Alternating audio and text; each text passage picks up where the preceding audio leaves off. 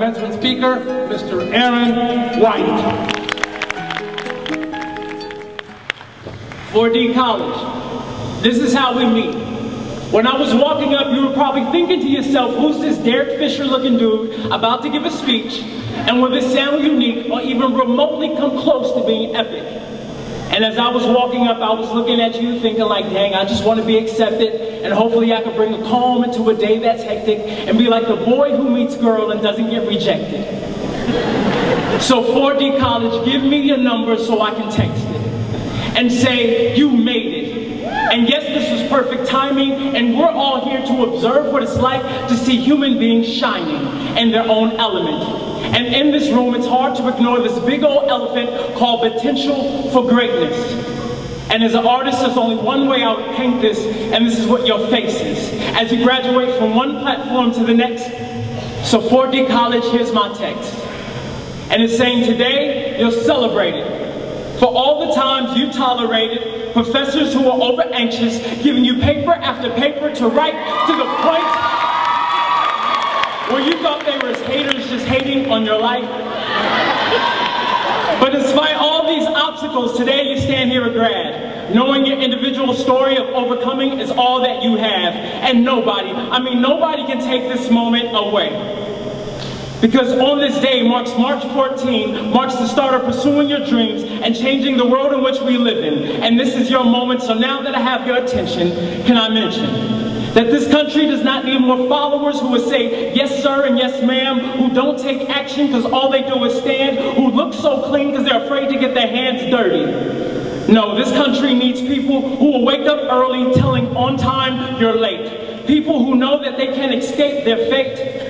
People who are passionate about the next generation's faith. People who will open up doors, have solutions for wars, be set apart from the crowd, who understand humility as much as being proud. And people who are just simply nice. Like, wouldn't that be good for a change? Just nice graduates. But seriously, you're needed. Even if you're only here because healthcare pays decent and the hours are great, you're needed. And this is a calling you cannot escape, because our loved ones, your loved ones, my loved ones, one day will be trusted in your hands. So my question to you all today is, what is your plan? What is buried deep down inside your soul that only your dreams know about? What ignites that fire that burns inside you that at times becomes watered down by doubt? Will you be average, or in greatness will you stand, loving what you do, or will you just be that student who gets to college afterwards and just be like, I just don't give a damn? 4D College, this is how we meet.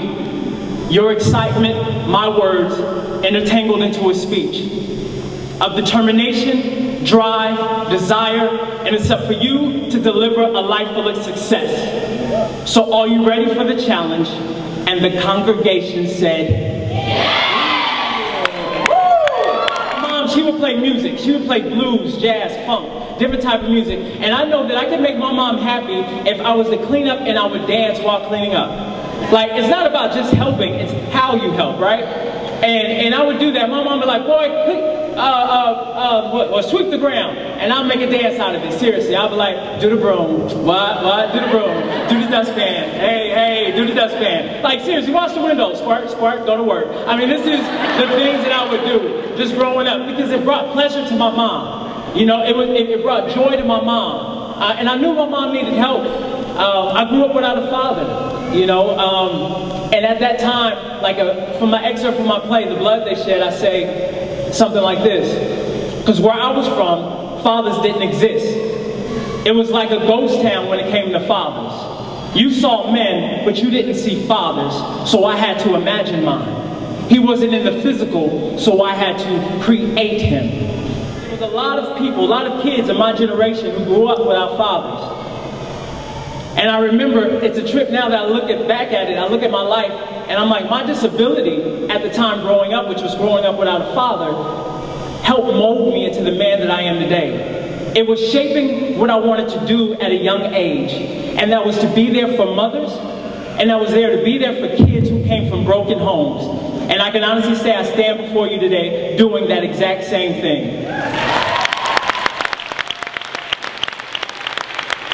You know, it's easy to forget. Right now, this is the moment of graduation, and you have your hats and the caps and gowns. You look awesome. I saw some women come in with purses. It's awesome. I mean, you guys look cute, beautiful, and all that stuff. And there's that feeling of, I want to go attack the world, and I want to go out into this world. But the honesty is, when you get out there and you're doing your profession for years, I mean, you all are doing what you're doing for years, it's easy to be mundane. It's easy to mechanically move. And you find yourself punching that clock, and you're going to need to remind yourself of the why.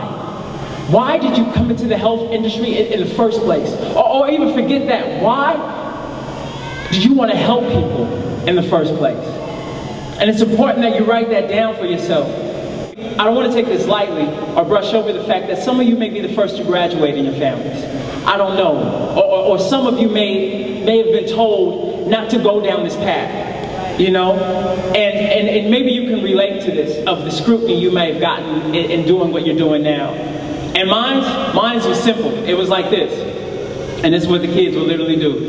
Hey, Aaron, when you blow up, get money, finally get settled, don't you ever think about leaving the ghetto. These pavements raised you, this is your home. Your hunger began here, don't forget where you from. I tell them I'll never forget, but I'm sorry, I'm leaving. The gunshots I hear at night ain't helping my sleeping. I love the hood in the daytime, but as soon as it hits the evening, I hear the moans of the creeping of the crackheads and the heathens. So give me one reason why I shouldn't pack my bags. It's gloomy where I'm from, everybody looking mad. People mad dogging me like this. What's that, homie? What's that, cuz blood?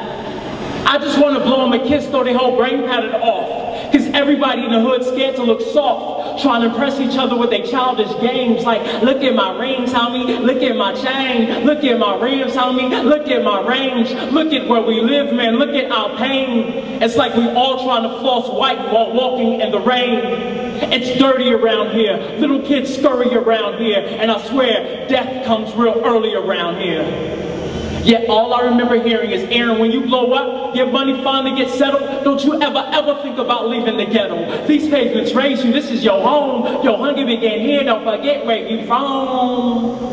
I tell them I'll never forget about the pain, the struggle, and the days of no hope. The only reason I'm leaving is to come back with a rope and a sound mind and food for thought, and an axe to break the chains of my people who got caught. And with that rope I'ma pull like I ain't never pulled before, thinking about the ghetto children who ain't ate because they po, thinking about the ghetto mother trying to raise two boys, thinking about that rat-tat-tat-tat that makes up half of my city noise.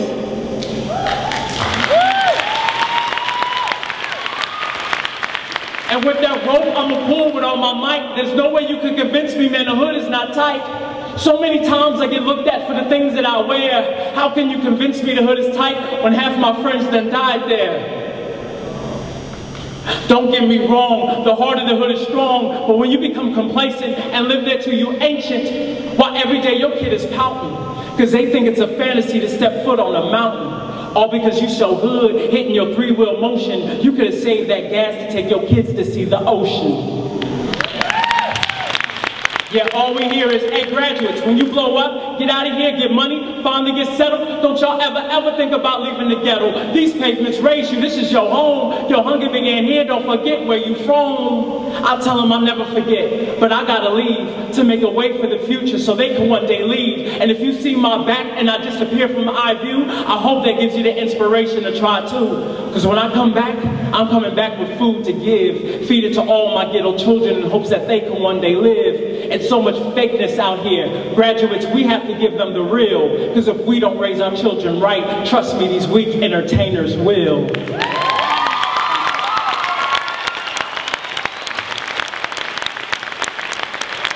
It's funny, as we get older, we think we're becoming more wise, and we see a lot of people with this stature, and we wear titles so good as adults.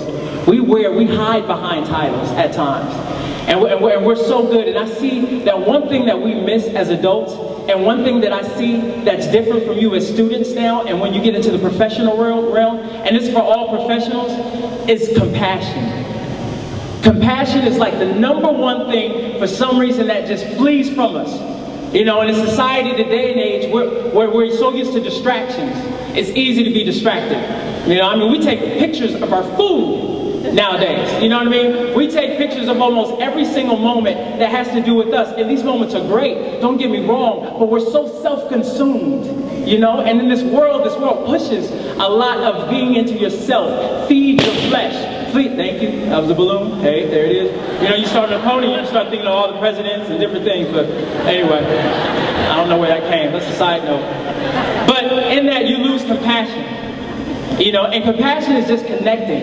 It's your willingness to connect. So there's two questions that I want you to always ask yourself. Is, are you helping people with a servant's heart? That's it. You know, that's the basis. Are you helping with a servant's heart? And secondly, are you attentive to their needs? Whoever you're serving, are you attentive to their needs?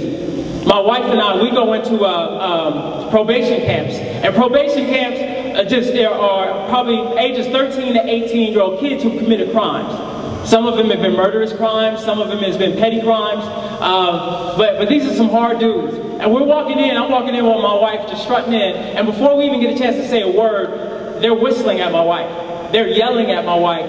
And there was one time where they were throwing rocks at my wife. All right, and I swear, yeah, somebody said, what? And yeah, that's exactly how I felt. I wanted to turn it to the hole, all right? But I had to remember, I had to remind myself of the why. Why do I do what I do? And then I had to ask myself those questions. Am I going to serve with a servant's heart? And am I going to meet their needs? Don't have people judge you from the outside. Let them take a look at what's in. And my hope for you all, my hope is that you thrive in your field and not survive. My hope is that I am looking and staring at compassionate warriors. My hope is that you do not fall a victim to mechanically moving when you're in your profession. That you always remember the difference between us as human beings and zombies is that we're awake. And I want you to wake up for this moment. Wake up to what you have to do. Because you're needed. You're needed. Even if you're only here because healthcare pays decent and the hours are great, you're needed. And this is your calling you cannot escape, because our loved ones, my loved ones, one day will be trusted in your hands. So my question for you today is, what is your plan? What is your goal that's buried deep down inside your soul that only your dreams know about? What ignites that fire that burns at times to where it's watered down by doubt? Will you be average on greatness? Will you stand loving what you do? Or are you just going to be like, I just don't give a damn? 4D College, this is how we meet. Your excitement, my words, entangled into a speech of determination, desire, drive, and it's up for you to deliver a life of success. So are you ready for that challenge? And the congregation said, go get 'em, for real. Thank you. Thank you.